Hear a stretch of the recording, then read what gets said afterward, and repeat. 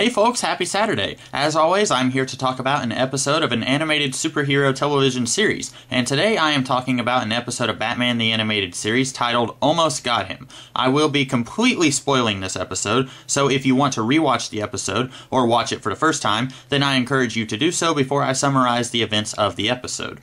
Our episode takes place in a seedy villain hangout where Joker, Two-Face, the Penguin, Poison Ivy, and what we assume is Killer Croc are all playing cards. Conversation quickly turns to the Batman and how each of our criminals all almost got him, thus the title of the episode. Each criminal tells their story, and we find out that the Joker's story is still sort of in progress, and Batman, disguised as Killer Croc, reveals himself. The villains think they've cornered him, but it turns out all of the other thugs in the joint are actually cops. Even Jim Gordon and Harvey Bullock, not even in disguise, are hanging out in this place. Batman then goes to rescue Catwoman, who Joker and Harley were planning on killing. Batman saves Catwoman. Catwoman wants to make kissy time with Batman, but he gets away, prompting Catwoman to say, "Almost got him." Cue credits. This episode is often considered to be one of the best of the series, and rightly so. It's just awesome. In the series Bible, one thing that was mentioned was that every episode does not have to be the same old, and in fact, the series would be better served if every episode could strive to be different in some way from the rest of the series.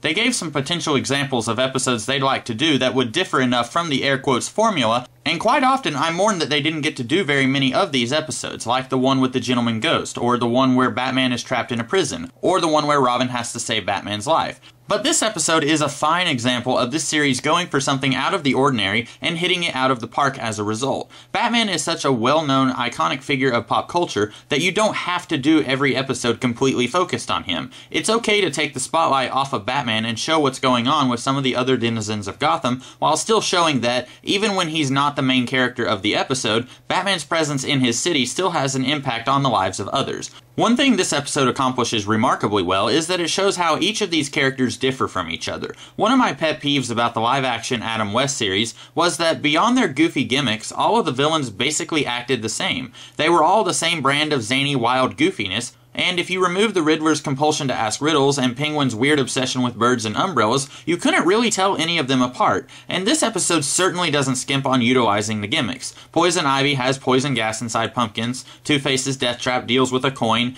Penguin's rather clever scheme involves different kinds of birds being used to kill Batman, and Joker's scheme uses laughing gas as a tool.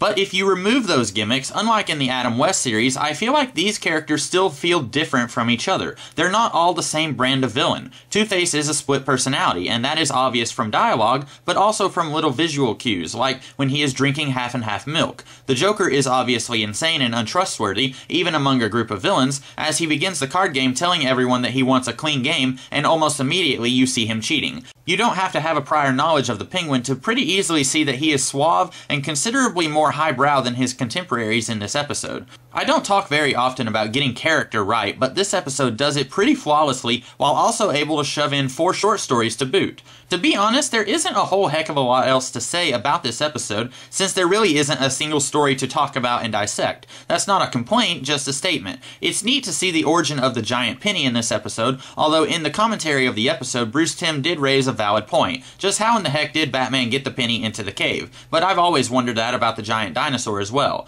It is a little silly that everyone thinks that the air-quote Killer Croc story is silly when some of their stories aren't much better. The only one that I think even comes close to being a good story is the Joker's, and Penguin's, while his is very well thought out, his story ends with Batman trouncing him just like all the other stories do. In fact, when you get right down to it, a story that goes, "I put poison gas in pumpkins and almost got run over by a car," is about as pathetic as "I threw a rock at him." But the episode doesn't know that, as it treats Ivy's story as worthwhile, while air quotes Croc's story is silly by the standards of the other villains. But if that's my biggest problem with the episode, then I would say that means this episode did just about everything right. And that's about all I have to say, guys. I hope you liked this episode as much as I did, and I hope that you liked my review. If you did, be sure to come back next week to hear me talk about an episode of Batman Beyond. And the following weekend, I'll be talking about another episode of Batman the Animated Series. And throughout the week, I'm always doing different kinds of videos, so be sure to check out those as well. And if you did like this review, be sure to like, share, comment, and subscribe. And I'll see you guys later in the week with some other kind of video. Until then, have a great rest of the day. Catch you later.